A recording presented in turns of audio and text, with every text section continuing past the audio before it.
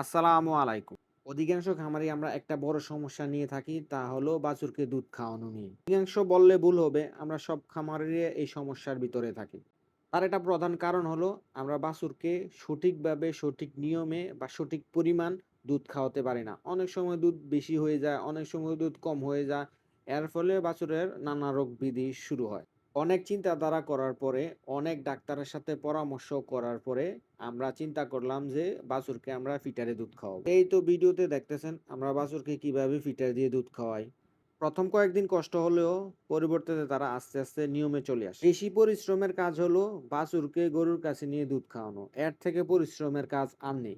অনেক বড় একটা ঝামেলা থেকে আমরা রেহাই পেলাম। আপনারা চাইলে ২-১ টা গরুতে ফলো করতে পারেন। মোটামুটি আশা করি রেজাল্ট তুলনামূলকভাবে আগের থেকে ভালো আসবে। এই যে আপনারা দেখতেছেন আমি কিছু বাছুরকে ফিটার দিয়ে দুধ খাওয়াচ্ছি, কিছু বাছুরকে বালতি দিয়ে দুধ খাওয়াচ্ছি, যাকে যেভাবে করা যায়। আমি আশা করি আগের থেকে ভালো রেজাল্ট পাওয়া যাবে। বাকিটা আপনারা এপ্লাই করে দেখতে পারেন।